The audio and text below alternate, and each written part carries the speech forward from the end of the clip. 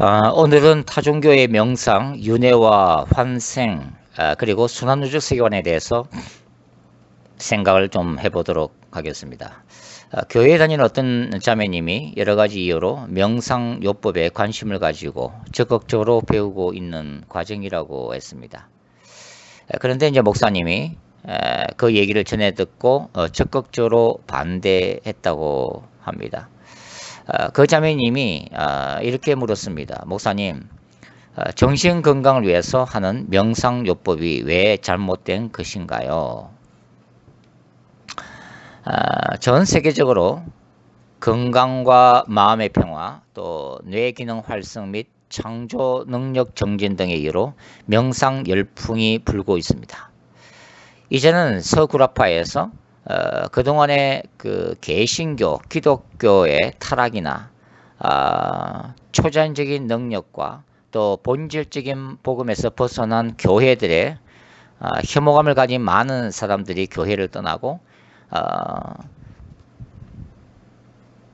동양 사상이나 또 이런 힌두교 또 불교의 명상요법에 많은 관심을 가지고 있습니다. 특별히 여러 가지 스트레스를 가지고 있는 현대인들에게 명상을 통해서 마음의 안정을 추구하고 또 뇌를 활성화시키면서 또 잠재 능력을 개발하라고 하는 많은 도전들이 곳곳에서 일어나고 있습니다. 그래서 도심의 곳곳에 단학서원이나 마음수련원 여러 가지 명칭을 가진 명상센터가 세워져 있음을 우리는 흔하게 볼 수가 있습니다. 또한 명상이 심신 건강과 정서 조절력 정진, 창의성 향상 등에 있어서 다양한 효과가 밝혀지면서 뇌과학 분야에서 명상의 신경생리학적 과정을 밝히는 연구가 꾸준하게 늘어나고 있는 것도 부인할 수 없는 사실입니다. 이러한 연구는 뇌과학과 뇌교육 분야에서 활발합니다. 최근 의학 및 심리학 연구에 따르면 명상요법은 치료에 임하기 전 맥박과 호흡을 조절하는 데 효과가 있고 편두통, 고혈압, 혈루병 등의 증상을 억제하는 데 효과가 있다고 나와 있습니다. 미국의 구글 같은 대기업이나 실리콘밸리 그리고 음악, 미술, 무용 등 다양한 분야에서 창조적 아이디어나 능력을 얻기 위한 수단으로 명상 운동이 폭넓게 전개되고 있다는 것입니다. 그 외에도 삶의 스트레스 해소, 정신병 예방, 자아 발견, 자아 능력 개발, 초능력 추구, 행복한 삶의 정진 등 여러 가지 이유로 명상요법이 권장되는 사회를 우리는 살고 있습니다. 자, 크리스찬들은 이러한 현상에 대해서 어떻게 바라봐야 할까요? 기독교는 이러한 명상 운동이나 참선 명상 요법을 어떻게 신학적으로 해석을 해야만 할까요? 이러한 명상 운동이 종교와 관련 없이 수행되는 경우가 대부분이지만 근본적으로 이 명상 요법은 대단히 종교적이라고 말씀드릴 수밖에 없습니다.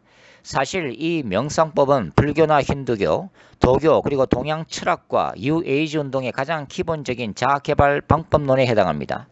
이 명상요법의 가장 기본은 바로 호흡법부터 시작합니다. 저는 대학생 때 일지 선사라는 단전기공사 밑에서 한 달 정도 산에서 단학을 배운 바가 있습니다. 그때 제가 직접 목격했던 것은 함께 수련했던 사범들이 인체 부양, 인간의 몸이 공중으로 떠오르는 현상까지는 아니라 할지라도 몸이 진동하고 마치 고무풍선처럼 방 안을 튕겨다니는 것을 직접 목격했습니다. 그들의 설명에 따르면 호흡법에 의해 단전의 기가 충만하게 쌓이게 되면 나중에 기를 움직이는 웅기 단계까지 가능하고 그 다음에 기를 넣어주는 기치료도 가능하고 더 나아가 각종 초능력을 행하고 신선이 되는 단계까지 가능하다는 것이었습니다. 저도 단전 수련의 초기 단계인 복식호흡 단계에서는 몸의 건강도 정진되고 정신이 맑아지고 심령이 안정되는 것을 저는 인정하고 있습니다. 문제는 이러한 수련이 깊어질수록 영적 단계로 점차적으로 진입하게 되어 있다는 것입니다. 처음에는 들숨과 날숨에만 의식을 집중하게 되지만 더 깊은 단계로 들어가서 무념무상 상태에 들어가게 되고, 그때는 나의 존재조차도 잊어버리고 우주와 내가 하나 되는 명상 단계가 되면 우리의 혼적 영역이 영적 영역으로 같이 문이 열리면서 영적 존재를 만나게 된다는 것입니다. UAG 운동가들이나 주술가들은 이 존재를 더 높은 차원으로 자아를 인도하는 영, 가이드 스피릿이라고 부르는데, 말하자면 악령인 것입니다. 이 단계에서는 명상 운동이나 요가 운동이 단순히 육적인 건강 차원이나 심리적 안정 차원이 아니라 소위 우주와 하나 되는 경지 또는 신과 합일되는 단계가 되는데, 이러한 단계가 단적으로 악령과 하나 되는 차원이라고 말씀드릴 수가 있습니다. 요가 운동은 인도 사상을 함축하는 종교적 운동인데, 간단하게 말해서 마음의 평화와 참된 자아를 추구한다고 주장하지만 금욕주의로서 물질 세계를 부인하는 일종의 영지주의 사상이라고 보면 됩니다. 수행을 하다 보면 다른 사람들의 마음을 읽게 되는 타심통이 열리고, 거리와 장애물에 관계없이 보이는 천안통도 열리고, 사람의 전생을 볼 수 있는 숙명통이 열리기도 하는데, 이러한 현상은 환상과 예언, 지식과 지혜의 은사, 그리고 기적의 은사 등 성령의 은사들을 사탄이 모방하여 미혹한 것이라고 할 수가 있습니다. 최근에는 이러한 심리학 치료 중에서 최면요법이나 전생요법을 시도하는 분들이 늘어가고 있는데, 최면요법은 인위적인 방법을 통해 인간의 의식을 무상 상태, 잠재 의식 상태 또는 무의식 상태로 만드는 기법인데, 말 그대로 우리의 자아식이 사라진 상태라고 말씀을 드릴 수가 있습니다. 즉 무념무상 상태는 최면술과 마찬가지로 마음과 의식을 완전히 비운다는 개념인데, 저는 성경에서 무려 지킬 만한 것 중에 더욱 내 마음을 지키라, 생명의 근원이 이에서 남이라 라고 하는 잠언 4장 23절의 말씀이 이것을 경고하고 있다고 생각합니다. 저는 이 마음의 영역이 지성, 의지, 감정을 의미할 뿐만 아니라 우리의 모든 의식이 존재하는 혼적 영역이라고 이해하고 있는데, 따라서 최면술을 통해 인간을 인위적으로 무의식 상태로 만드는 것은 악한 영들이 침입할 수 있는 영적 공간을 만들어주는 행위라고 생각하고 있습니다.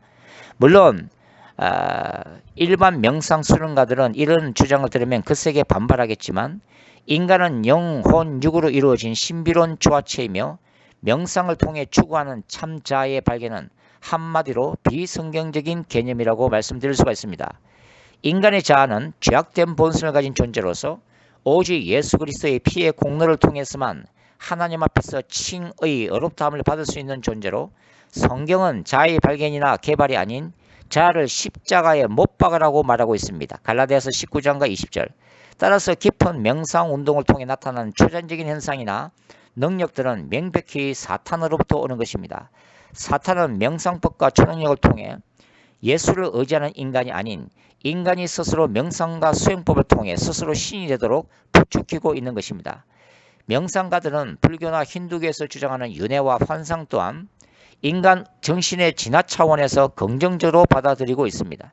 이것은 일부 자주의 신학자들도 인정하는 내용인데요.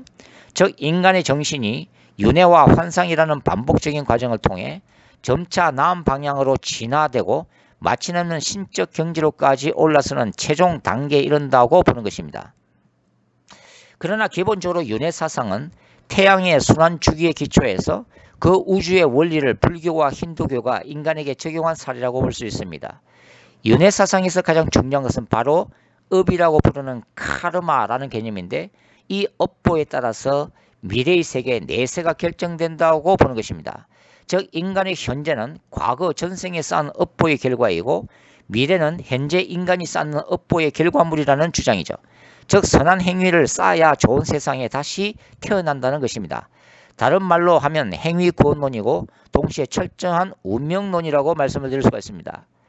티베트의 사자의 서라고 하는 책은 많은 서구인들도 관심을 가지고 읽고 있는 책인데, 이 책의 내용은 죽음 이후의 환생설에 관한 것으로 죽은 자들을 안내하는 책이라고 홍보하고 있습니다.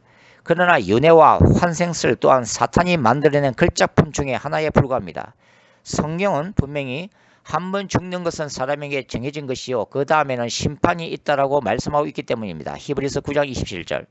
그리고 부자와 거지 나사라 비유는 인간이 죽고 난 이후에는 그 영혼이 즉시 천국이나 지옥으로 가는 것으로 가르쳐 주고 있습니다. 누가복음 16장 19절에서 31절 말씀이죠.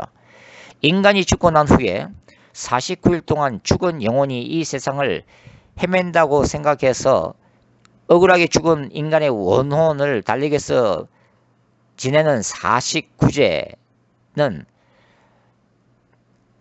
원혼을 굿을 통해 달래야 한다거나 죽은 조상에게 제사를 잘 드려야 자손이 복을 받는다는 이러한 49제에 입각한 사상을 주장하는 무당이나 점쟁이들의 주장은 거짓된 것입니다. 죽은 후에 인간이 다시 환생해서 태어난다는 것은 사탄이 인간을 향한 하나님의 준엄한 심판 사상을 왜곡시키기 위한 하나의 조작에 불과하다는 것입니다. 더군다나 체면 상태에서는 인간의 무의식의 세계가 무방비 상태에서 열리기 때문에 악령들이 마음대로 들락거릴 수 있는 영적인 문을 열어주는 것 같기 때문에 체면 요법은 대단히 위험하다고 말씀드릴 수가 있습니다. 때로는 체면에 걸린 사람이 전생이라는 과거 속으로 들어가 눈으로 보고 귀로 듣는 현상들을 실제로 주장하고 있지만 이 모든 것들은 악령들이 얼마든지 만들어낼 수 있는 것들입니다. 마치 마술사가 교묘하게 사람의 눈을 속이는 것처럼 말입니다. 결과적으로 사탄은 조작된 전생의 세계를 만들어주고 그래서 마치 미래적 환상도 실제하는 것처럼 많은 사람들을 미혹시키는 것이라고 할 수 있습니다. 윤회와 환생 그리고 동양 철학은 순환론적 세계관에 기초합니다. 그리고 순환론적 세계관은 고대 바벨론의 태양신 숭배 사상에 기초하고 있습니다. 고대 바벨론에서 점성술과 모든 주술이 시작되었고 어머니 신과 아들 신을 섬기는 모자 숭배 사상 또한 이곳에서 시작되었습니다. 가톨릭이 태양신 형상을 숭배하고 성모 마리아와 아기 예수상을 숭배하는 것도 사실은 고대 바벨론 종교의 연장선상에 있는 것입니다. 여호수아 시대의 가나안 땅의 바알 숭배 사상도 역시 마찬가지이고 그 위에 선지자 에스겔이 환상 가운데 예루살렘 성전 안에서 행해지는 가증스러운 태양신 숭배를 목격한 것을 보면 에스겔 6장 6절에서 7절, 8장 16절에서 18절 태양신 숭배 사상이 얼마나 영향력이 큰가를 알 수가 있습니다. 그리고 사주팔자와 주역 그리고 점성술이야말로 태양의 순환 주기에 따른 별자를 보고 만든 것입니다. 따라서 동양 사상은 모든 우주와 인간 존재의 원리를 순환론적으로 설명하고 있다고 볼 수 있습니다. 전 세계 고대 문명에서 뱀을 숭배하고 있는 것도 마찬가지의 원리일 것입니다. 뱀이 허물을 벗는 모습에서 불멸의 사상과 영적 진화라고 하는 사탄적 사상을 발견해내는 것도 동일한 원리입니다. 이런 이유 때문에 하나님은 점쟁이 주술가, 무당이나 마술사, 영매자와 초혼술사를 가정하게 생각하신 것입니다. 레위기 19장 31절. 기본적으로 종교적 명상법은 인간의 내면을 비우는 것입니다. 이러한 수행을 통해서 인간의 내면적 탐욕과 욕망을 끊어냄으로써 인간이 참으로 행복을 추구할 수 있다고 생각합니다. 그러나 그 비움의 끝자락에서 인간은 내면의 빛, 우주적 에너지, 영적 지도자 등 여러 가지 이름으로 불리우는 영적 실체를 만나게 됩니다. 바로 광명의 빛으로 다가오는 악령인 것입니다.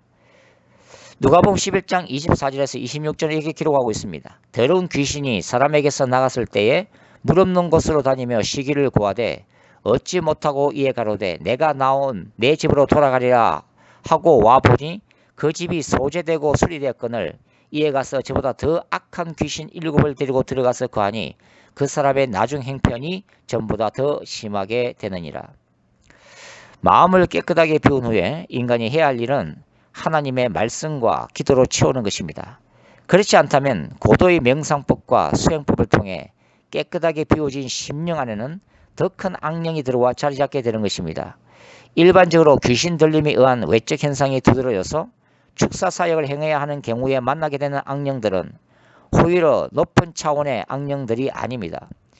정사와 권세급의 고위급 악령들은 사실 인간의 정신세계나 세계관을 미혹시킬 수 있는 영적 가르침이나 교리를 가르치는 타 종교 지도자들이나 고도의 단정 기공사들이나 바로 영적인 스승들 불리는 구루들 속에 있다는 것을 크리스천들은 기억할 필요가 있습니다.